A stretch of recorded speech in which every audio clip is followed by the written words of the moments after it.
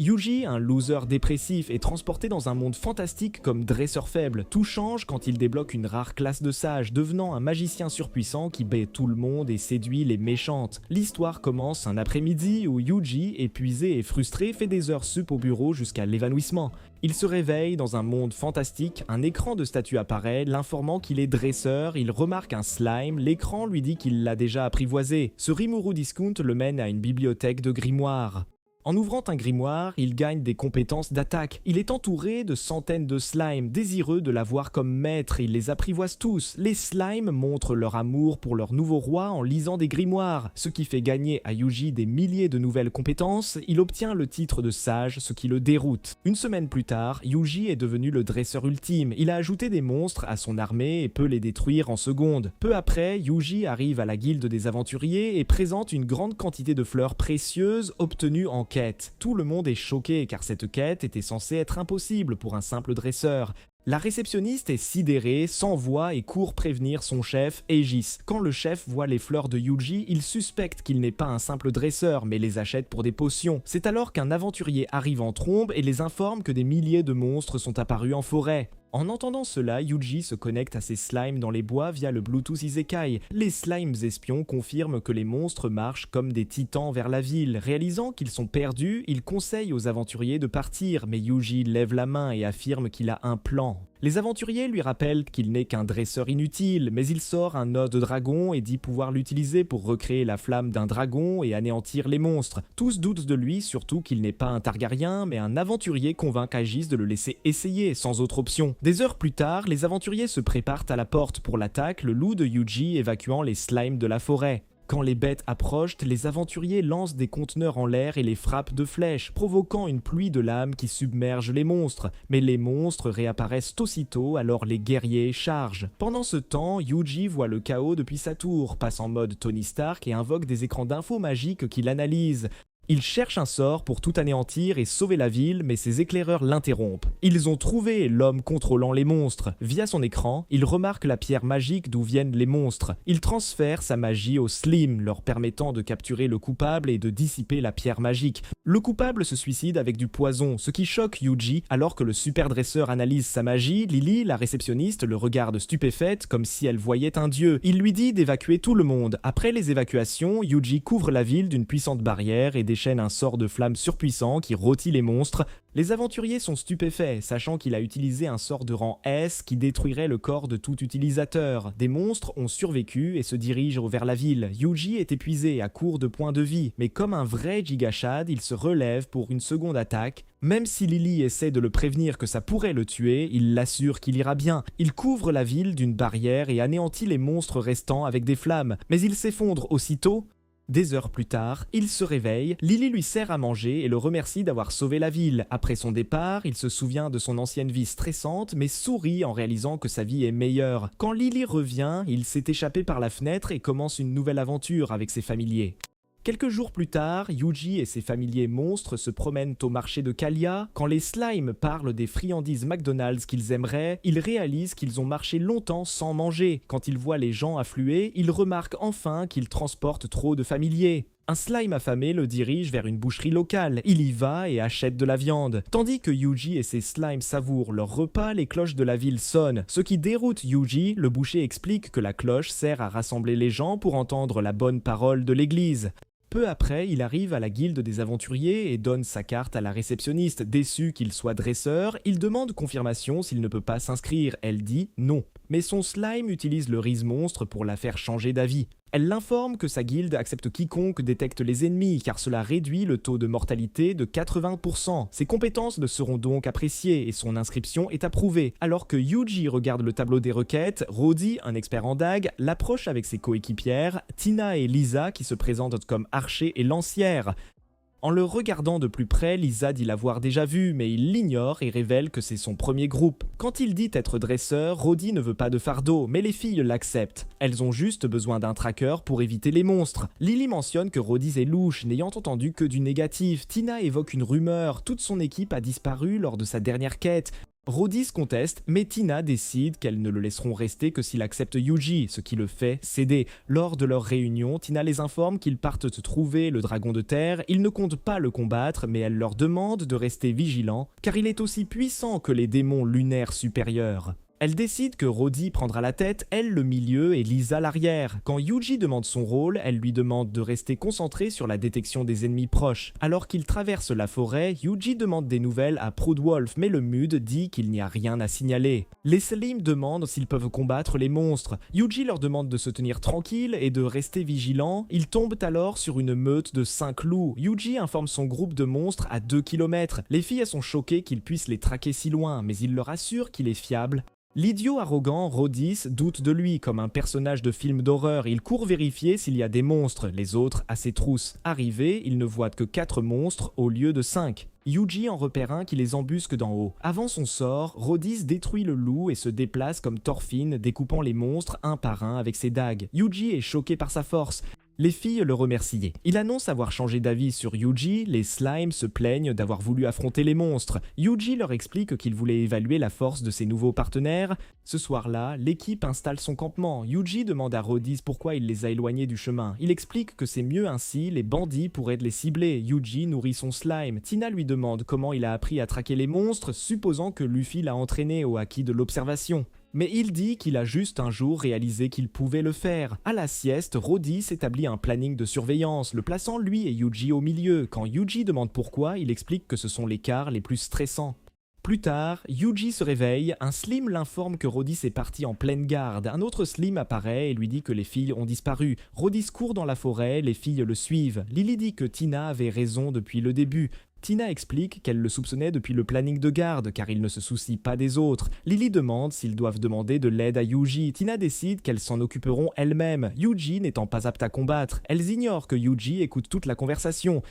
Rhodys s'approche des filles avec son arme, un slime fait du bruit dans le buisson, il l'attaque, les filles en profitent pour s'échapper. Rhodys évite des pièges et court dans une tente rencontrer son chef. Il prévoit de kidnapper les filles et de tuer Yuji. En entendant cela, Yuji réalise que c'est ce qui est arrivé à ses autres groupes. Rhodys dit à son chef que les filles se rapprochent. Le chef cite un folklore de la lune bleue du salut. Le désastre frappera quand la lune deviendra bleue. Son sbire le traite de bêtises, il l'étrangle. Dehors, les filles déclenchent des pièges, alertant les assassins. La bande de Raditz arrive, voit une ombre monstrueuse et bat en retraite. Pendant leur fuite, Yuji envoie un slime qui active un puissant sort de glace, gelant leur chariot.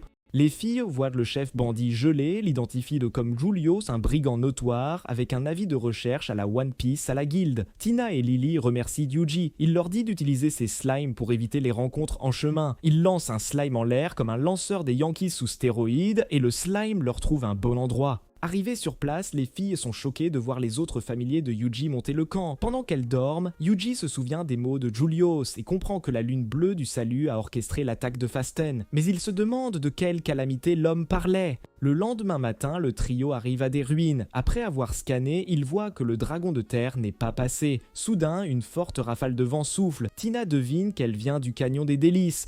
Quand Yuji demande ce qu'est le canyon des délices, un de ses slimes espions explique que c'est la vallée du vent, car toutes les quelques heures, une rafale dévale les montagnes. Pendant que les slimes explorent, Yuji informe les filles qu'ils n'ont pas encore trouvé le dragon de terre, mais Tina est sûre que son équipe de slimes le trouvera. Lily dit que Yuji et son équipe peuvent battre Goku vu qu'ils ont vaincu les bandits. Il y a quelque temps, lui et d'autres novices passaient l'examen d'aventurier. Regin, le guerrier, annonça la mesure de leur puissance magique. Quand Yuji posa sa main sur le cristal, il se brisa, laissant l'instructeur sans voix. Le test suivant était un combat. Regin leur demanda leur meilleure magie sur un rocher. Yuji, discret, frappa le rocher d'un sort de flamme basique, mais en se retournant, il les vit le fixer avec peur, comme s'il s'était transformé en Didi. Regin lui demanda comment il avait lancé un sort si puissant sans incantation.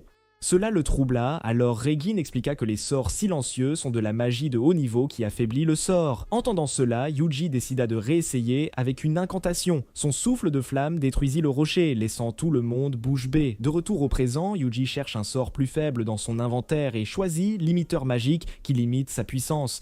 Pour tester le sort, il transfère ce mana limité à ses slimes. Ils éliminent de nombreux monstres avec des attaques élémentaires. Alors que le trio avance, Tina trouve étrange qu'il n'y ait pas de monstre. Yuji lui dit que ses sbires s'en sont occupés. Elle panique et demande s'il a injecté du composé V à ses slimes. Soudain, l'atmosphère devient violette. Les filles demandent si Yuji a activé son extension de domaine, mais il dit que non. Un slime dit à Yuji que la zone est étrange, sans monstre. Il les autorise à vérifier. Pendant ce temps, le grand prêtre Style raconte au chef de branche Rare de la légende de la lune bleue, qui dit que la calamité vient sous la lune bleue. Il consulte le livre des légendes. Au même moment, un grand dragon apparaît dans la forêt. Yuji ordonne à ses sbires d'évacuer. Les filles voient le ciel clair et l'interrogent. Il leur dit qu'un énorme dragon est apparu à 1 kilomètre. Les filles demandent si c'est le dragon de terre. Yuji dit que non, il est bien plus grand et puissant.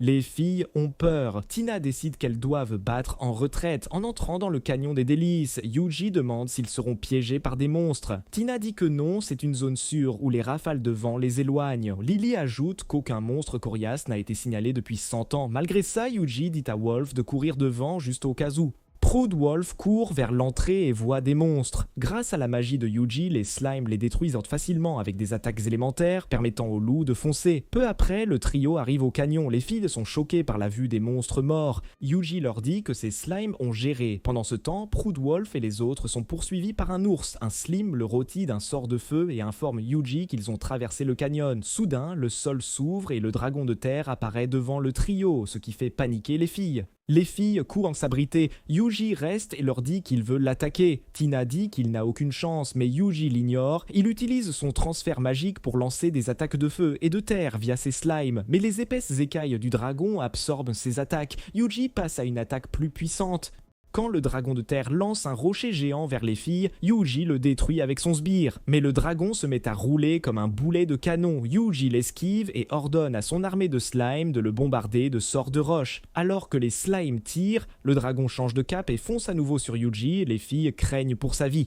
Heureusement, les vents du canyon arrivent juste à temps pour arrêter le dragon. Pendant qu'il flotte dans les airs, un slime le rend visible avec de la magie de lumière, permettant à Yuji de le pulvériser avec son puissant sort de flamme. Ensuite, le trio se rend à la guilde. Tina informe la réceptionniste qu'ils ont vaincu le dragon de terre, mais elle ne la croit pas avant qu'un slime n'apporte le crâne du dragon. Alors qu'elle remet aux filles leur énorme récompense, Raerd s'approche de Yuji et lui dit qu'ils doivent parler. Peu après, ils sont assis dans une salle de réunion avec d'autres aventuriers pour discuter de la façon de gérer le dragon bleu. Quand on lui demande une description détaillée, il utilise la magie pour afficher une image du dragon dessinée par Oda lui-même. Staline leur montre le livre légendaire et les informe que le dragon a anéanti un continent entier en 3 jours jusqu'à ce qu'un émissaire divin au pouvoir divin le vainque. Entendant cela, Rayard comprend pourquoi le dragon est descendu et leur parle d'un rituel effectué il y a 30 ans dans la grande cathédrale de la capitale lors d'une éclipse censée prendre effet 30 ans plus tard. Alors qu'ils réfléchissent à ce qui se passe, le ciel redevient violet et un slime informe Yuji que le dragon a augmenté de taille.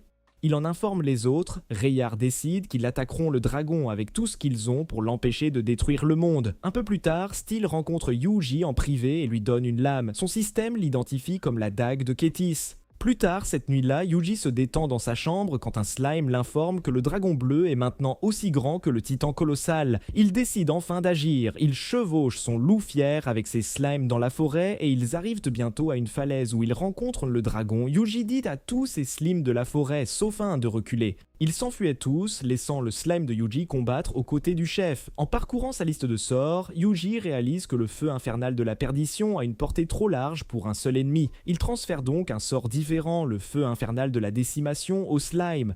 Le slime projette immédiatement une puissante vague de flammes sur le dragon, mais dit à Yuji que cela n'a fait aucun dégât à leur adversaire. La bête tire ensuite plusieurs puissants rayons d'énergie de ses cornes, qui déciment une grande partie de la forêt. Cependant, Yuji parvient à se protéger, lui et ses slimes, de l'explosion avec un bouclier énergétique, mais les slimes remarquent que le dragon a encore grossi. Ils remarquent ensuite que le dragon absorbe le chakra de la forêt. Quand les slimes demandent à Yuji quoi faire, il sort la dague et affirme qu'ils n'ont pas d'autre choix que de se battre. Les slimes paniquent car ils estiment que la dague est trop faible pour défier le dragon. Mais Yuji reste calme car il sait qu'il pourra blesser la bête en concentrant la puissance de son feu infernal de la perdition à travers la dague de Kétis. Il informe les slimes qu'ils vont se glisser sous le dragon puis charge avec ses sbires vers la bête. Le dragon les bombarde de rayons laser mais un Docteur Strange de Walmart crée une barrière magique pour bloquer l'attaque. Après avoir atterri, le jeune Yuji continue sa charge vers le dragon. Alors que le dragon se prépare à lancer une attaque de souffle, Yuji lui lance un de ses slimes. Il transfère ensuite sa magie de barrière au slime, créant un champ de force magique qui bloque les rayons plasma. Arrivé juste sous le dragon, il utilise un sort d'amélioration physique et un sort de barrière pour se propulser vers le haut, jusqu'à être bien au-dessus du dragon. Le dragon tente de le frapper avec un rayon plasma, mais il contre avec un sort de boule de feu et poignarde la bête en plein œil. Sa lame toujours plantée dans l'œil du dragon, il active le feu infernal de la perdition, provoquant une explosion massive qui envoie le dragon au sol. Alors qu'il pense que c'est fini, le dragon le projette avec sa queue à travers plusieurs plateformes rocheuses et se remet sur ses pieds. Yuji a survécu grâce à une barrière qu'il avait placée autour de lui, mais il réalise qu'il manque de points de vie et de magie. Quand le dragon tire un autre puissant rayon plasma, il bloque avec une pile de boucliers magiques et comprend qu'il n'a besoin que d'une attaque de plus pour en finir. Cependant, il se demande comment faire descendre le dragon. Alors que ses barrières qui commencent à céder, il planifie désespérément son prochain mouvement, puis il voit une compétence appelée Frappe Divine et décide de l'utiliser au bon moment. Après que son bouclier se brise, il se relève et active la Frappe Divine qui crée un rayon de puissance oméga qui frappe le dragon d'en haut. Alors que le dragon lutte contre la douleur, Yuji monte sur Loup-Fier et charge pour poignarder le dragon à la gorge. Sa dague injectée dans le dragon, il active son sort de feu infernal de la perdition et cette fois, il anéantit le dragon. Le lendemain matin, Rayard lui dit que le ciel s'est de nouveau éclairci et selon Style, le dragon bleu a été vaincu par quelqu'un. Quand il demande où est le prêtre, Reard dit qu'il est déjà rentré chez lui, hors des limites de la ville, sans dire où il allait. Reard lui rappelle qu'il peut compter sur la guilde car ils ont juré de protéger le bien commun. Quand Yuji demande pourquoi il lui dit ça, Reard sourit et s'en va. Quelques heures plus tard, Yuji rejoint les filles pour le petit déjeuner. Lily l'informe que leur équipe a été dissoute. Tina précise que même si l'équipe est annulée, leur participation sera enregistrée. Quand Lily demande ses plans, Yuji dit qu'il part pour une autre ville chercher le One Piece. Quand il leur demande des recommandations, Lily suggère d'aller à Ricardo, disant qu'on y mange le mieux. Yuji n'est pas motivé, alors Tina lui dit que c'est un endroit chaleureux et confortable. Quand il demande si des choses étranges s'y passent, comme des dragons ou des shinigami, elle rit et lui dit que l'incident du dragon est récent et qu'elle serait morte depuis longtemps si ça arrivait tous les jours. Après le repas, les filles lui disent au revoir alors qu'il quitte la ville, ignorant qu'il a laissé des slims en mode furtif pour veiller sur elle. Alors qu'il traverse la forêt, Yuji reçoit un message urgent de Dryad lui disant de la rejoindre. Arrivée, elle lui montre des champignons spéciaux qui poussent et lui demande de l'aider à les cueillir car ils servent à créer une potion spéciale. Ça le trouble. Elle explique que les champignons de dragon rouge servent à faire des potions de sage et les bleus des restaurateurs de mana. En entendant ça, il accepte d'aider et lui demande de lui préparer des potions en retour. Elle accepte aussitôt, ses slimes ramassent tous les champignons de la zone et elle se protège d'une barrière tout en créant une potion magique. Pendant le processus, elle réalise que les potions sont trop concentrées, alors Yuji utilise un sort créatif pour diluer la solution avec de l'eau distillée. Quand ils se sont rencontrés, Yuji a vu Dryad mourir d'épuisement de mana, il lui a transféré de la magie et elle a expliqué que quelqu'un avait laissé une pierre magique qui drainait son pouvoir. Après qu'il ait dissipé la pierre, des monstres sont apparus. Il a utilisé une barrière magique comme friteuse à ire pour rôtir tous les monstres en cendres. Elle lui fut si reconnaissante qu'elle créa un jardin entier de fleurs très précieuses pour lui. De retour au présent, Yuji demande à Dryad pourquoi la potion ressemble tant à des pierres magiques. Elle l'informe que les pierres sont fusionnées avec la grâce du dragon, le même pouvoir qui a fait pousser les champignons. Quand les slimes ont fini de distiller l'eau, Dryad crée avec succès des potions pour lui et le remercie de son aide. En route pour Ricardo, Yuji et ses sbires arrivent dans une ville morte couverte de brouillard. Le chef les invite à manger, mais Yuji refuse. Quand l'homme demande ce qu'il fait là, Yuji explique qu'il a été égaré par le brouillard. L'homme s'excuse et lui dit que le village s'appelle Messia. Après leur départ, le chef et son groupe maléfique prévoient d'extraire l'essence de dragon du canyon des délices. Pendant ce temps, Yuji arrive à Ricardo, surpris de la voir tout enneigée. En approchant, Yuji demande à ses sbires s'ils vont bien. Proudwolf préférerait un endroit moins froid, mais les slimes disent qu'ils vont parfaitement bien. Yuji fouille son inventaire pour trouver de quoi les réchauffer et découvre un sort appelé barrière d'isolation. Quand il l'active, une aura de flamme couvre son corps, le gardant, lui et ses sbires, au chaud. Il est très impressionné. Bientôt, il arrive à la porte de la ville. Quand il demande aux gardes ce qui s'est passé, l'homme explique que leur ville est devenue le royaume de la princesse Elsa il y a 10 jours et le froid a même causé la mort de certains habitants. Quand il demande pourquoi ils sont là, Yuji lui dit sérieusement qu'il est venu voir si leur nourriture est à la hauteur de sa réputation. Le garde l'oriente vers un restaurant rapide appelé le pavillon de la flamme du tigre. En traversant la ville, Yuji remarque que la région n'est pas habituée à un tel froid et finit par trouver l'établissement. En entrant, la réceptionniste lui dit qu'ils sont fermés pour la journée car ils ont dû utiliser tout leur bois de chauffage pour se chauffer et n'en ont plus pour cuisiner. Cependant, voyant l'élégance du restaurant, il décide que rien ne l'empêchera de goûter leur cuisine. Quand il lui demande si le bois de chauffage est le seul problème, elle admet que oui, mais explique qu'abattre des arbres n'aidera pas car le bois fraîchement coupé produit trop de fumée pour cuisiner et il doit sécher un an avant d'être utilisable. En entendant cela, Yuji se dirige vers la forêt et demande à ses sbires quels arbres sont les meilleurs pour le bois de chauffage. Mais ces idiots disent n'en avoir aucune idée, alors il décide d'en abattre un tas. Après avoir parcouru son inventaire magique, il invoque une hache. D'un seul coup, il abat 50 arbres à la fois. Alors que ses sbires tremblent sur le côté, il réalise que combiner les compétences martiales et la magie le rend plus fort que Hulk. Après avoir ramassé tous les rondins, il parcourt son inventaire de compétences, cherchant un moyen de les sécher, et trouve une compétence nommée absorption d'humidité par slime. Il demande aux slimes s'ils connaissent cette technique. Ils disent non, mais ils tentent. Les slimes rampent autour des bûches. Yuji active l'absorption d'humidité qui les sèche instantanément. Après avoir confirmé la texture, il leur demande d'emballer le bois, ce qu'ils promettent de faire. Peu après, Yuji donne une bûche à la réceptionniste qui se précipite en cuisine pour la donner au chef. Après l'avoir examinée plusieurs minutes, le chef dit à Yuji qu'elle est trop sèche et donc inutilisable car le bois trop hydraté brûle trop fort. Pendant que le vieil homme discourt sur la science du bois, Yuji applique de la magie d'humidité sur la bûche et la lui rend. Quand il la vérifie, il perd la tête, affirmant que c'est le morceau de bois le plus parfaitement séché qu'il ait jamais vu. Il dit à Mido, la réceptionniste, de cuisiner. Tandis que le bois brûle, le propriétaire demande à Yuji comment il l'a obtenu, mais Yuji révèle que ce sont ses slimes. Le vieux chef dit qu'il peut cuisiner quelque chose de spécial et demande combien il en a. Yuji donne alors le signal à ses slimes de déverser les centaines de bûches préparées.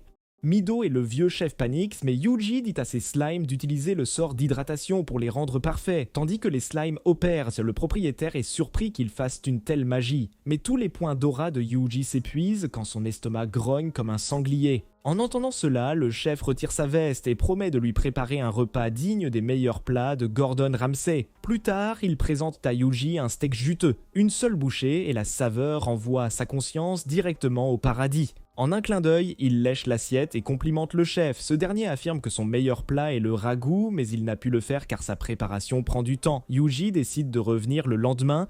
Cependant, Mido craint qu'ils aient tort de garder leur bois d'élite car toute la ville manque de bois pour se chauffer et Yuji décide d'y remédier. Après avoir quitté le restaurant, il se rend à la guilde pour trouver une quête et remarque que la plupart des emplois sont des gens cherchant du bois. Il en choisit une et apporte la feuille de quête à la réceptionniste qui le dirige vers la porte est pour voir Wodka, le chef du bois, pour des instructions car c'est sa première mission. Quand il arrive à la porte est, il voit des hommes abattre des arbres. Wodka l'informe que la ville a besoin de 5 tonnes de bois par jour pour survivre. En lui expliquant leur situation glaciale, l'homme mentionne que Masayas est désert depuis un moment, ce qui trouble Yuji. Quand il dit à Yuji de montrer ce qu'il peut faire, il abat des dizaines d'arbres d'un coup de hache, puis les coupe à la bonne taille à vitesse lumière.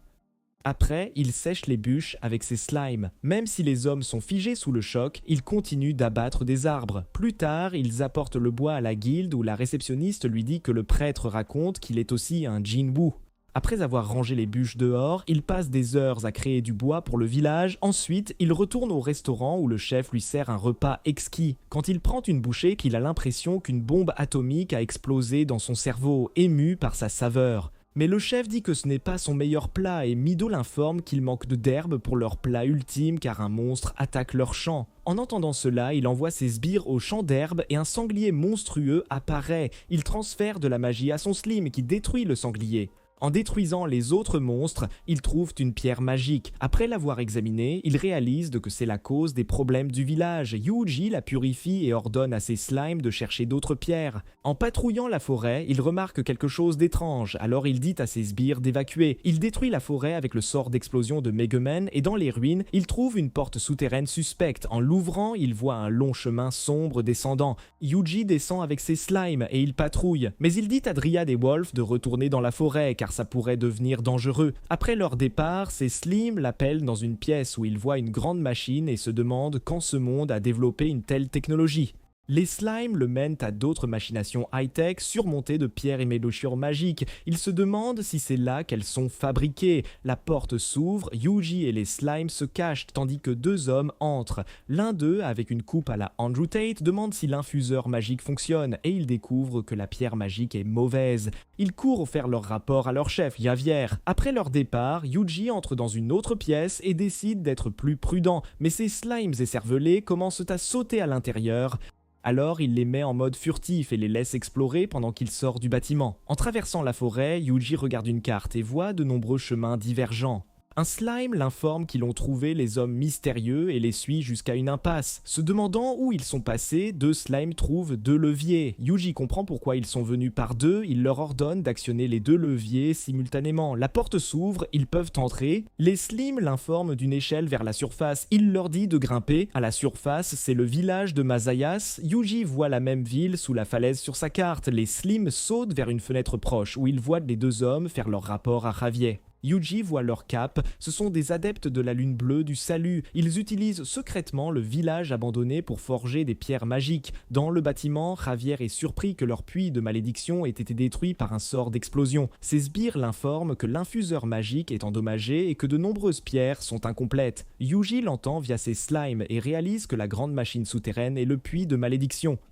Javier ordonne de rassembler tous les disponibles pour chercher plus de minerais magiques maudits. Peu après, les soldats de la Lune Bleue se rassemblent. Javier les informe que leur puits de malédiction est détruit. Ils pensent qu'une météorite en est la cause, ne croyant pas qu'un humain ait cette puissance. Ils déclarent qu'ils doivent récupérer les minerais magiques maudits de la forêt à tout prix et d'en obtenir le plus possible, même sans les 108. Un idiot encapuchonné fait remarquer qu'ils seront repérés s'ils bougent tous à la fois et demande quoi faire. Javier lui dit d'éliminer tout témoin car le village ne leur est plus utile. Après la dispersion, Yuji ordonne aux slimes de la forêt d'encercler le village à distance. Une fois fait, il dit aux slimes à l'intérieur de voir s'il y a d'autres personnes que les crétins de la lune bleue. Pendant que les slimes fouillent le village en mode furtif, Javier révèle à d'autres élites de la lune bleue son plan d'abandonner le village après avoir les pierres magiques. Ils ignorent qu'un slime les observe. Quand le slime informe Yuji que les élites sont dans un bâtiment, il ordonne à d'autres slimes d'emporter tous les livres et documents qu'ils dévorent comme des Pac-Man. Dans la forêt, un slime informe Yuji que des soldats de la lune bleue approchent. Il lance un filet magique pour que les slimes les retiennent. Comme avant, les hommes mordent une pilule empoisonnée et se tuent. Quand un slime demande quoi faire, il dit de continuer le plan pour que les méchants ne blessent pas d'innocents. Un slime informe Yuji d'une porte scellée. Yuji leur demande s'ils voient des leviers. Les slimes ne voient pas de levier. Il dit à chacun de se tenir devant une lampe, puis utilise la magie du vent pour éteindre leurs flammes. La porte s'ouvre. Les slimes trouvent une montagne de trésors, mais l'un d'eux informe qu'un crétin de la lune bleue arrive. Quand la dame entre, les slimes sont déjà partis avec l'or. Elle se précipite informer ses collègues. Les ennemis le rattrapent. Yuji pense les détruire avec le feu infernal de la perdition, mais change d'avis. Quand les élites de la lune bleue découvrent que leurs éclaireurs ont disparu, Javier conclut que leur malheur est causé par quelqu'un d'aussi puissant que Gojo Sadaru. Mais il révèle que si tous périssent d'ici, la flamme purificatrice explosera et détruira le monde. Yuji est content de ne pas avoir tout brûlé, mais les méchants sortent leurs lames et se poignardent la gorge pour activer la flamme. La zone tremble. Yuji crée une barrière autour des slimes en ville et les lance au loin. Il crée ensuite une puissante barrière autour du village. La flamme purificatrice jaillit du sol. Sa barrière ne tiendra pas, il décide de créer un nouveau sort. Après des calculs dignes d'Einstein, il crée un nouveau sort, matrice d'isolation totale. Quand il l'active, un grand cube apparaît contenant l'explosion. En retenant l'explosion, son mana s'épuise vite. Il commence à s'inquiéter.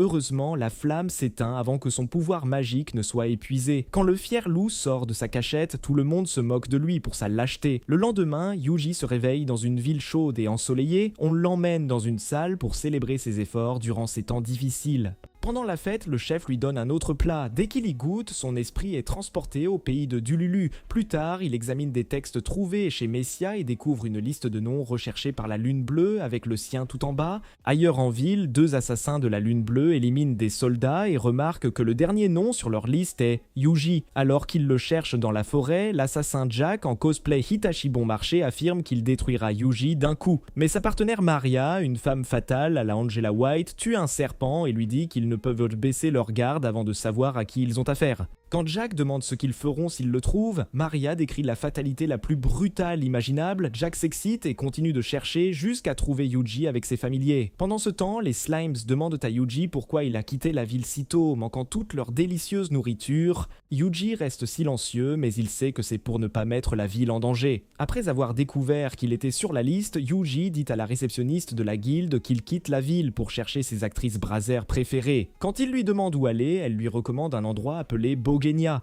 Quand il demande ce qu'il y a là-bas, elle répond que c'est l'endroit parfait pour un dresseur comme lui car c'est le foyer des armures de monstres. En lui tendant un dépliant, elle suggère l'atelier de Jiggle pour son armure, révélant qu'il est un maître artisan malgré son air bourru. De retour au présent, un slime informe Yuji que quelqu'un les observe. Mais il dit qu'il le sait déjà et active sa magie pour avoir une vue claire du duo d'assassins depuis le slime derrière eux. Quelques minutes plus tard, Yuji fait la sieste dans la forêt tandis que les assassins l'espionnent depuis les buissons. Jack suggère de le lobotomiser dans son sommeil, mais Maria lui rappelle que la guilde s'inquiète de la vague de morts inhabituelle. Elle ajoute que Yuji n'est qu'une cible potentielle, mais Jack insiste pour l'éliminer. Maria le prévient qu'il mourra de sa main s'il s'y risque. Alors qu'il continue d'espionner Yuji, Jack envisage de passer à l'attaque.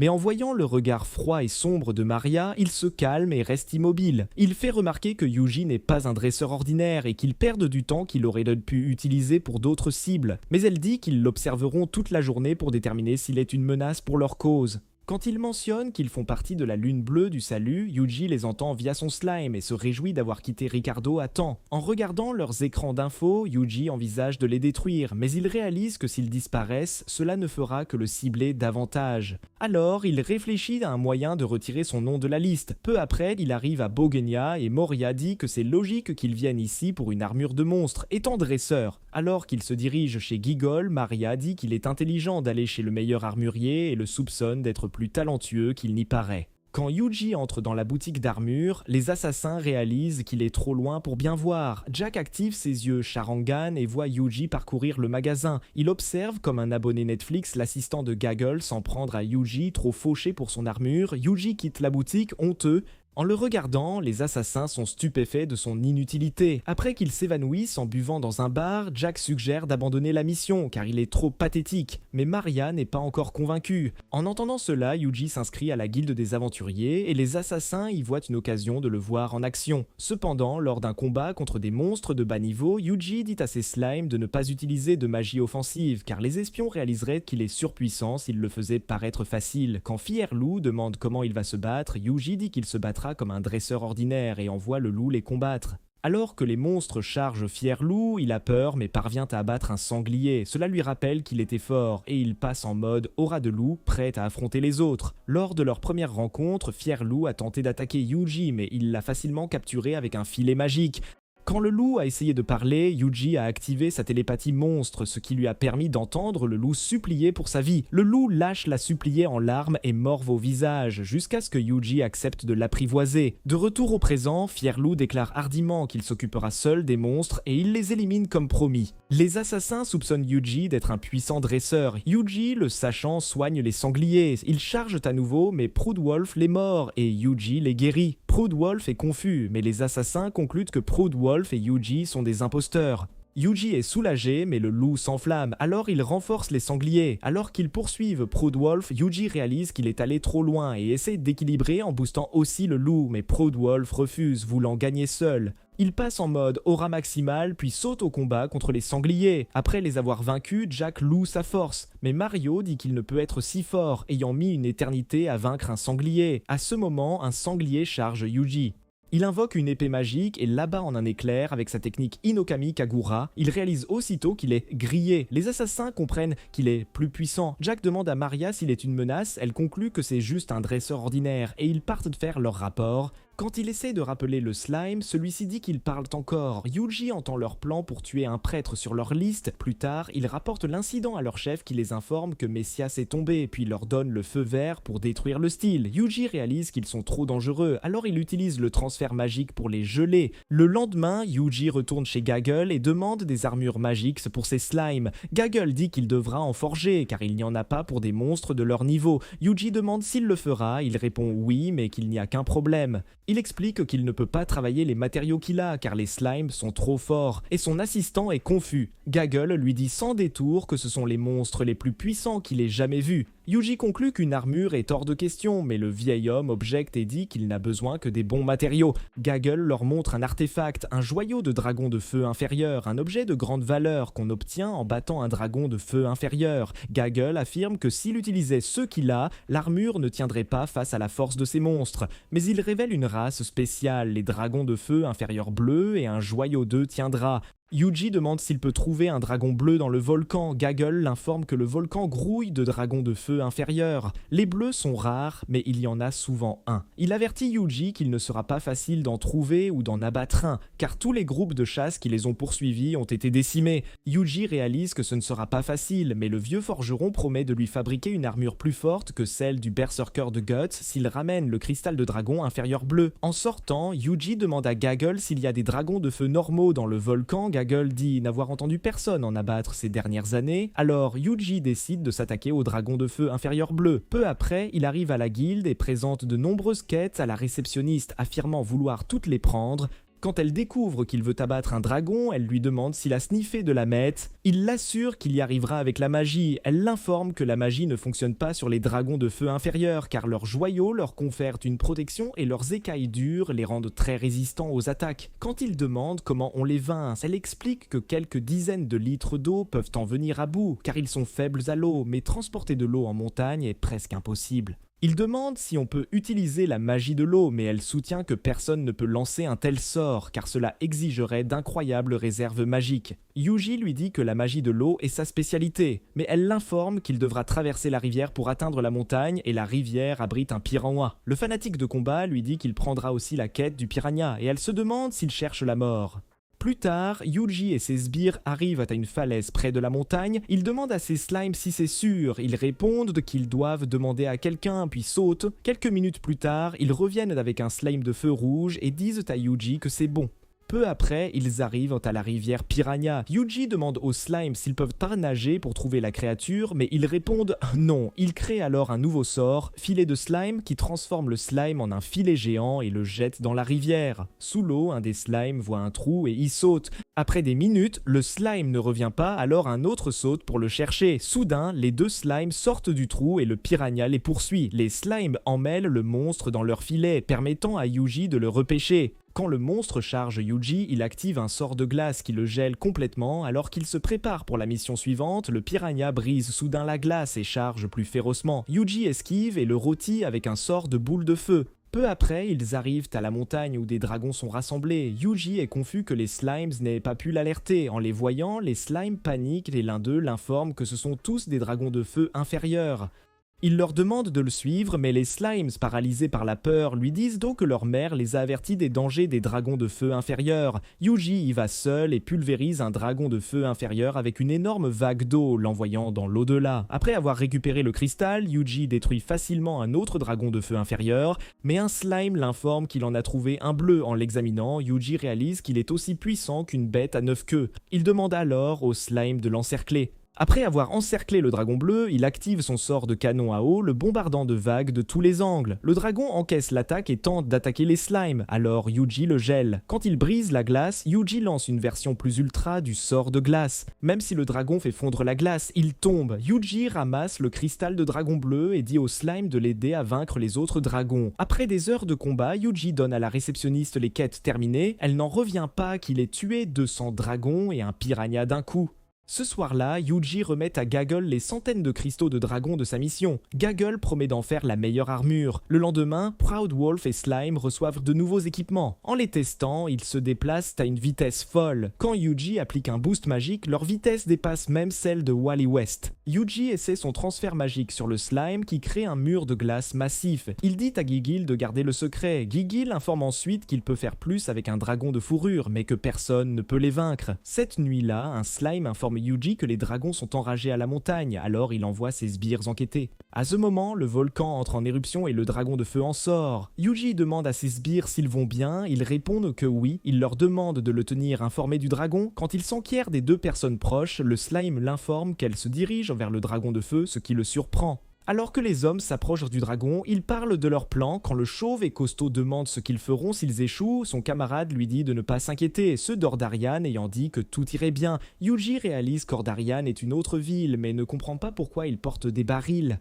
Soudain, il utilise un transfert magique pour leur lancer un filet, mais ils l'esquivent. Ils réalisent qu'ils ne sont pas des amateurs. Léo ramasse le filet, pensant à un piège à monstre. Son partenaire, John, dit que c'est trop bien synchronisé et cherche l'attaquant. Les slimes étant invisibles, les hommes concluent que c'était un piège et continuent leur quête. À ce moment, Yuji leur lance un filet magique par derrière, mais Léo s'écarte et jette son épée sur le slime invisible, annulant le sort de furtivité. Yuji a déjà 10 coups d'avance et active des pièges magiques qu'il a placés qui ligotent immédiatement les hommes. Alors que les hommes essaient de comprendre, les slimes les encerclent. Ils réalisent qu'ils font face à un dresseur. Léo et John se suicident comme les autres nerds de la Lune Bleue, avec du poison. Après leur mort, les slimes vérifient leur baril et trouvent des choses très similaires aux pierres magiques vues plus tôt. Alors, Yuji décide de demander à un pro. Quand Dryad arrive, elle les informe que l'eau du baril est maudite et ne peut vaincre un dragon de feu, mais la malédiction ferait monter sa colère.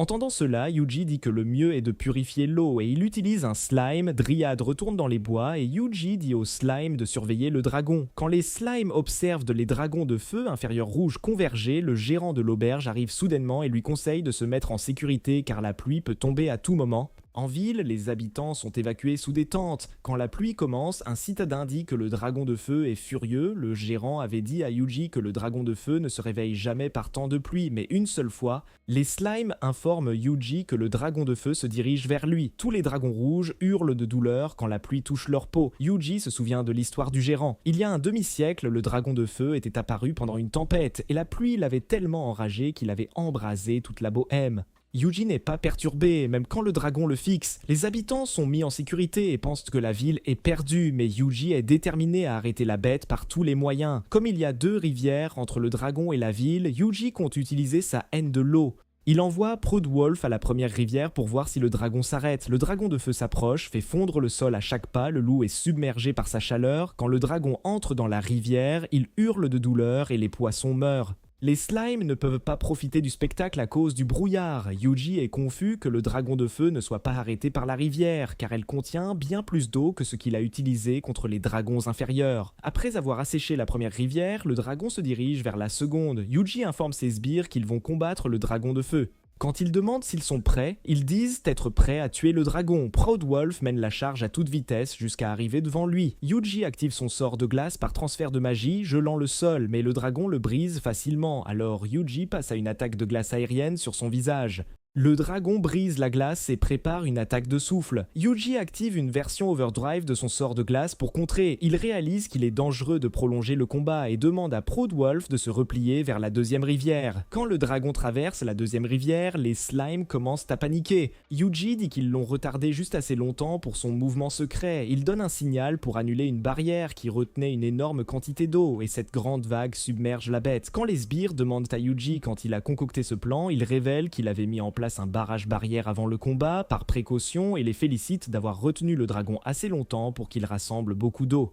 Ils vont vérifier le corps du dragon. Le voyant inconscient, ils célèbrent, mais le dragon réagit et les attaque avec des flammes. Yuji bloque avec un bouclier, il leur ordonne de s'éloigner du dragon de feu. Après leur départ, le dragon charge une puissante explosion de flammes, voulant brûler toute la ville. Quand le dragon déchaîne cette attaque, Yuji lance une version améliorée du Bankai de Rukia en réponse. Les deux attaques s'entrechoquent intensément jusqu'à ce que la glace submerge le dragon et le transforme en un bloc de glace qui s'effrite. Yuji remarque que le cristal du dragon de feu est grand, mais ses slimes attirent son attention sur un objet étrange trouvé à proximité. Plus tard ce soir-là, Yuji rencontre Gaggle et lui donne le joyau du dragon de feu. Le vieil homme accepte de lui fabriquer une armure de classe mondiale. Peu après, il se rend à la guilde, où la réceptionniste explique qu'Ordario valorise sa vie privée et n'aime pas être dérangé par d'autres villes et religions. Quand il l'interroge sur l'appareil trouvé au volcan, elle révèle que c'est une machine à pluie artificielle de la guilde utilisée pendant la sécheresse, mais remarque que celle-ci n'a pas le logo. Le lendemain matin, Yuji récupère son armement auprès de Gaijal et quitte la ville. Ailleurs, un étrange homme encapuchonné prie et gagne un nouveau pouvoir divin. À la guilde d'Ordario, il remarque que les gens le fixent comme s'il avait écrasé leur chihuahua, puis il voit des avis de recherche. Alors qu'il s'éloigne, des hommes remarquent qu'il n'a pris aucune quête et retournent discuter en privé sans savoir qu'un slime invisible les observe. Dans leur pièce, les hommes identifient Yuji comme une de leurs anciennes cibles d'assassinat. June souligne qu'il a été jugé indigne d'être assassiné, mais Peter soutient qu'il ferait mieux de le tuer car ils ne peuvent pas faire confiance au jugement de ces assassins de bas étage. June n'est pas d'accord, affirmant que cela causerait des problèmes s'ils révélaient la couverture de la lune bleue du salut, rendant leurs années de complot inutiles. Il rappelle à Peter que c'est la raison de leur machine à pluie artificielle, mais Peter souligne que ça n'a pas fonctionné car, malgré la pluie, quelqu'un a éliminé le dragon de feu. June suggère d'informer leur maître, Walter, avant toute action. Yuji s'intéresse à ce nouveau chef de la lune bleue, mais il est approché par Style et le garçon avec qui il voyage. Peu après, ils se rencontrent dans une église. Yuji demande au père Steele si une révélation l'a amené ici. Le prêtre acquiesce, disant qu'il attendait à son arrivée. Yuji évoque que la guilde d'Ordarian est contrôlée par la lune bleue du salut, mais Steele dit qu'ils sont en sécurité dans ce bâtiment. Yuji demande comment le culte le connaît. Steele lui raconte son passé avec Walter, il y avait l'église de la lune bleue. Steele en était le chef et même s'il n'en est pas fier, il était très indiscipliné. Ils fondèrent le groupe pour honorer leurs camarades. Vite, ils trouvèrent des adeptes parmi les exclus, dont Walter. C'était un homme de foi extrême, dévoué au divin. Les gens l'aimaient tant qu'il devint le bras droit de Style. Les ambitions de Walter devinrent démesurées. Il trouvait Steele désagréable. Un jour, Steele reçut un message divin de dissoudre l'église de la lune bleue. Il n'obéit pas, ne voulant pas abandonner ses compagnons. L'église fut attaquée, ses alliés se sacrifièrent pour qu'il s'échappe. Alors que l'église brûlait, Steele réalisa que le message divin était un avertissement. Steele explique que l'attaque menée par Walter visait à prendre le contrôle de l'église de la lune bleue. Il a tordu la foi des adeptes de Steele pour ses besoins, poussant la philosophie à l'extrême et axant leur cause sur la purification du monde. Steele révèle alors que Walter a pris le contrôle de cette région et concocté de sombres plans, c'est pourquoi il est venu prévenir Yuji. Yuji est surpris que le culte ait commencé avec Style, mais Style explique que c'est pourquoi il se sent le devoir d'arrêter Walter. Il révèle ensuite avoir eu une révélation avant de venir et appelle son partenaire, Johan, qui lui tend un livre. Du livre, il lit la prophétie qui demande à Steele de guider Yuji face à Walter, car il est un émissaire destiné à sauver le monde. Cependant, Yuji affirme qu'il n'est pas un émissaire, mais le prêtre révèle que, selon les légendes, quiconque manie la dague de Kétis est envoyé par le divin. Après le départ de Yuji, Johan demande à Style pourquoi il ne lui a pas révélé toute la prophétie, et Steele dit l'avoir fait pour le protéger, car il aurait sûrement tourné le dos à la parole divine s'il avait su toute la vérité. Ailleurs, un soldat de la lune bleue rapporte à Walter que Steele a rencontré quelqu'un qui pourrait être l'émissaire, mais Walter dit que ce n'est pas un problème car toutes les préparations ont été faites. Après le départ de l'homme, Walter utilise la magie pour ouvrir une porte vers une pièce privée où il prie devant une machine géante en utilisant les mêmes mots de prophétie que Style a dit au héros Slime. Cependant, il ajoute la dernière partie qui prédit la mort de Style et l'avènement du sage. Pendant ce temps, Yuji est sur son lit, essayant de digérer tout ce qu'il vient d'apprendre sur Walter et Style. Mais ce qui le trouble le plus, c'est qu'il soit un émissaire divin, car la seule raison pour laquelle il possède la dague est que Style la lui a donnée. Il se souvient alors que la réceptionniste de la guilde de l'autre ville lui avait parlé d'une légende concernant un homme qui utilise des slimes pour transporter des choses, et il décide d'en parler à Style le lendemain. Le lendemain matin, Yuji arrive chez Style, mais on l'informe que Style et son aide ont quitté la ville pour s'occuper d'affaires importantes. Il demande alors aux slimes s'ils ont vu Style et Johan quitter la ville, et le slime répond qu'il les a vus se diriger vers les bois très tôt le matin. Alors Yuji lui dit de les suivre et de prendre d'autres slimes en renfort si nécessaire. Dans la forêt, Style et Johan remarquent une mystérieuse énergie magique devant eux. Style explique que c'est une malédiction placée par des mains humaines. Il utilise ensuite la magie sacrée pour annuler la malédiction et ils entrent dans le sombre donjon qu'elle protégeait. Ailleurs, Yuji et ses slimes sont confus car ils ne trouvent pas le duo sacré. Mais un nouveau groupe de slimes rapporte soudain qu'ils les ont vus entrer dans une pièce sombre et effrayante, alors il leur demande de lui montrer le chemin. Dans le sombre donjon, des hommes armés tentent de les affronter, mais Style se met soudain à bouger comme Merlin, activant plusieurs sorts d'amélioration divine pour les combattre. Quand Yuji arrive à la porte du donjon, il annule complètement la malédiction et entre avec son équipe. Pendant ce temps, Steele et Johan s'enfoncent dans le bâtiment et arrivent finalement dans une pièce où ils rencontrent Walter. Steele dit à Walter qu'il fera ce que la prophétie lui a demandé et jure de ne plus jamais refaire la même erreur. Walter envoie ses gardes les combattre. Alors que les gardes chargent, Steele devient Maître Splinter, les terrassant à mains nues. Walter admire sa force mais affirme avoir déjà 10 coups d'avance. C'est alors que Johan ligote Steel avec de la magie de corde et le Pikachu, et Style réalise qu'il était de mèche avec Walter depuis le début. Après un long monologue de méchant, Walter déclare qu'il est enfin temps de passer son plan au niveau supérieur pour atteindre le monde qu'il désire. Il réveille ensuite ses anciens alliés en guerriers maudits, mais Yuji arrive soudainement après avoir détruit un tas d'autres sbires maudits. Yuji dit à Style qu'il veut lui demander quelque chose, mais comme il est littéralement emballé comme un burrito, il décide de demander plus tard. Johan lance une boule de feu sur Yuji, mais Yuji la bloque sans effort avec une barrière et annule les liens magiques du prêtre. Walter dit à Yuji qu'il l'attendait et remercie Style de l'avoir amené là. Le monarque de l'ombre Tenmu fait alors ressurgir ses sbires obscurs, mais quand il charge pour attaquer, Yuji invoque des slimes qui les détruisent avec de la magie de flamme. Pendant la confusion, Walter s'échappe avec Johan, laissant le chuchoteur de Slimes et le prêtre encerclés par des monstres d'Elden Ring.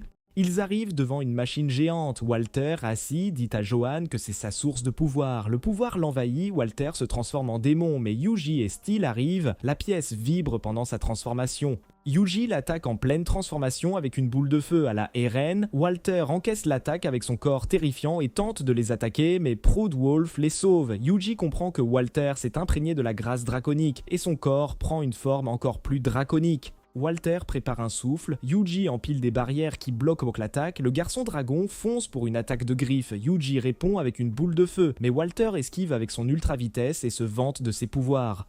Yuji envoie Proud Wolf transporter les slimes près de lui, puis active une pluie de boules de feu qui submerge Walter. Walter tente de s'échapper, mais Yuji transfère sa magie au slime qui le frappe de 50 explosions. Walter encaisse tout, alors Yuji passe à une tactique secrète et lance un slime en l'air. Walter tente d'intercepter le slime, mais Yuji le protège. Le slime atterrit sur Proud Wolf avec l'armement de Yuji. Yuji transfère la magie au slime et à Proud Wolf, leur permettant des mouvements ultra rapides sur le démon. Yuji le frappe d'une attaque de flamme surpuissante. Walter se relève, voit son corps détruit, absorbe ses sbires pour se soigner et attaque. Yuji lui brûle le bras avec une boule de feu, mais Waltrash absorbe ses camarades pour se soigner. Yuji comprend que son absorption le rend plus puissant. Quand Walter s'approche, Yuji lui envoie des sorts de flamme. Le Seigneur des Ténèbres se soigne et tente d'attaquer. Après avoir évité l'attaque, Yuji s'envole avec ses camarades et le frappe de sorts. Quand Walter tente de se régénérer, Yuji annule la magie. Walter s'approche, Yuji active une barrière et Walter frappe la barrière comme Star Platinum. Sur le point de percer, Yuji le retient avec un filet magique. Ces slimes créent un filet plus grand que Proud Wolf utilise pour ligoter Walter. Yuji remercie tous, puis anéantit Walter avec ses flammes infernales de la perdition. Walter brûle et prie les dieux de réaliser leur révélation avant de s'évanouir. Le Slim célèbre la mort du méchant, mais Style trouve les derniers mots de Walter étranges. Sur le point de comprendre, la pièce se met à briller. Yuji protège le groupe et les sbires maléfiques sont absorbés par la machine. Un nouveau seigneur des ténèbres, le sage, apparaît. Yuji demande si c'est Walter, mais Steel dit que non et lui révèle l'autre partie de la révélation. Le sage naît de la mort du guide. Il pensait que sa mort ferait de Yuji le sage sauveur du monde. Il se trompait car c'était de la mort de Walter qu'il était question. Quand Yuji demande ce qu'est un sage, Steel lui donne la description de la légende. Jadis, un émissaire du divin affronta un puissant dragon mais fut submergé et tué. Walter l'a ressuscité en sacrifiant sa vie et celle de ses disciples via une cérémonie similaire à l'invocation d'esprit. L'invocation d'esprit est censée invoquer le divin. Yuji se demande si le sage devant lui est un dieu, mais Steel dit que ce Sasuke en mode sombre n'est pas le dieu qu'il sert. Le sage active un sort de flammes infernales de la perdition, détruisant le bâtiment. Yuji protège son équipe avec une barrière. Les Slims sont stupéfaits. Sa magie est au niveau de Yuji. Yuji leur dit de se préparer au combat. Il applique tous les buffs à ses familiers et les utilise pour lancer une boule de feu sur le sage. Le sage bloque avec une barrière et les frappe avec un sort de flammes infernales de décimation. Heureusement, ils évitent tôt l'attaque, Yuji leur ordonne de se disperser et utilise sa barrière pour les faire rebondir autour du sage comme des balles de ping-pong avant de le bombarder de flammes. Le sage les bloque sans effort et tente d'anéantir un slime, mais Yuji le protège. Yuji constate que le sage utilise des sorts de feu infernal sans épuiser sa magie, réalisant qu'il est infini. Il gèle le sorcier éveillé avec un sort de glace. Une fois libre, le sage le projette au sol avec un puissant sort de flamme. Les deux Gigashads s'affrontent avec des sorts de feu infernal, mais Yuji submerge le sage. L'attaque ne lui fait aucun dégât, le sage lance un sort sombre rendant le ciel violet et tous les monstres du royaume fous. Yuji réalise qu'il a rempli le ciel de grâce draconique et Stale se demande si c'est le salut de la prophétie. Aux abords de Fasten, des guerriers voient les monstres maudits approcher et courent alerter la ville. Yuji projette des boules de feu sur des loups monstres et informe Steel que la pluie rend les monstres fous. Le sage a utilisé la malédiction du puits, de la lune bleue, du salut et une machine à pluie artificielle pour la répandre. Il flotte alors comme un super Saiyan et raconte comment un dragon l'a brutalement vaincu. Il admet que son échec le remplit de regrets, mais affirme que peu importe leurs efforts, un dragon plus puissant surgira toujours, plongeant le monde dans le chaos. Il prétend devoir apporter le salut à tous les sages et au monde. Yuji réalise que son salut est de tout détruire pour briser le cycle. Alors qu'il réfléchit à un plan, le sage le frappe à nouveau avec un feu infernal de décimation. Il bloque avec un bouclier, mais sait qu'il va se briser. Il riposte avec son propre feu infernal de décimation. Les deux seigneurs du feu enchaînent leurs attaques de flammes ultimes, créant une scène dans le ciel aussi explosive que Washington le 4 juillet. Stale est sidéré par la bagarre de niveau Gojo contre Tsukuna qu'il observe en temps réel. Mais un slime informe Yuji que des monstres se dirigent vers la ville voisine. Yuji transfère de la magie au slime, leur permettant de détruire les démons loups. Le sage lui dit que ses pouvoirs limités ne peuvent en sauver le monde, mais Yuji transfère simultanément de la magie à tous les slimes des villes voisines pour qu'ils combattent les monstres. Alors qu'il cherche comment arrêter ce désastre, Dryad l'informe que les habitants de Fasten se rassemblent sur la place. À Fasten, le chef Aegis motive les hommes à défendre leur ville comme Yuji. Yuji dit à son slime de les soutenir avec de la magie. Un autre slime l'informe qu'un monstre est apparu dans les bois de la joie. À Kilia, Rerd motive les aventuriers, dont Tina et Lily, à se battre pour protéger leur ville, pour ne pas gâcher les efforts de Yuji. Pendant ce temps, des sangliers sauvages chargent vers Ricardo. Wodka rappelle aux gens comment Yuji les a aidés à reconstruire la ville et leur dit de le rejoindre pour la défendre. Le chef promet un repas 5 étoiles à leur retour. À Bijinia, Gaigel donne aux soldats des armures de haute qualité faites de joyaux de dragons de feu inférieurs, leur disant de revenir entiers pour les rendre. Voyant cela, les slimes jubilent et Yuji se souvient qu'il travaillait toujours seul dans le monde réel. Mais en voyant ses connaissances tenir bon, il réalise que le travail d'équipe n'est pas si mal. Il active une série de sorts d'amélioration magique qui boostent les stats physiques des guerriers, leur permettant de détruire facilement tous les monstres. Les villes pouvant se défendre, Yuji se concentre sur le sage maléfique. Style lui révèle une nouvelle information. Le soleil et la lune s'aligneront et apporteront un jugement divin. Yuji prend un restaurateur de mana, remplit sa magie et dit à Proudwolf de protéger le prêtre avant de se propulser dans les airs avec des barrières. Quand le sage lui demande pourquoi il défend le monde, Yuji se souvient de ses amitiés et lui dit que le monde est bien tel qu'il est. Il se bombarde de sorts de feu infernal jusqu'à ce que Yuji reçoive une notification. Son attaque divine est disponible. Il réalise que c'est le jugement de la prophétie. Alors, il active l'attaque divine, libérant un puissant rayon de lumière qui envoie le sage au sol. Voyant qu'il peut en lancer un autre, il bombarde le sage de frappe divine jusqu'à ce que la fraude primordiale titube. Yuji réalise qu'il ne peut l'achever avec des coups magiques normaux. Il sort sa dague et lance ses slimes sur le sage. Il jette la dague au ciel et active son attaque divine, manifestant une éclipse similaire à celle de la prophétie. Désespéré, le sage tente de tout détruire avec un sort à large portée, mais Yuji le piège dans une barrière et l'améliore avec son sort de champ d'isolement total. Piégé dans ce bombardement de barrières, Yuji poignarde le sage et déclenche une puissante explosion qui détruit tout le champ et rend le ciel lumineux. Quand Yuji atterrit, il s'effondre d'épuisement et ses sbires se précipitent pour le vérifier. Ce soir-là, Yuji et sa bande quittent Ordirium.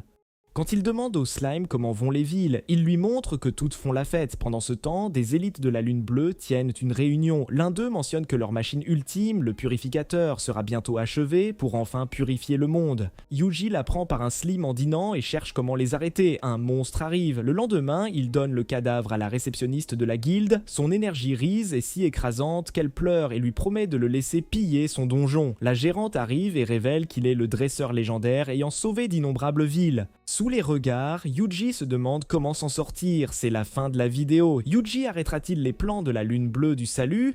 Dites-le nous en commentaire. Pour plus de résumés d'anime, abonnez-vous et regardez cette vidéo.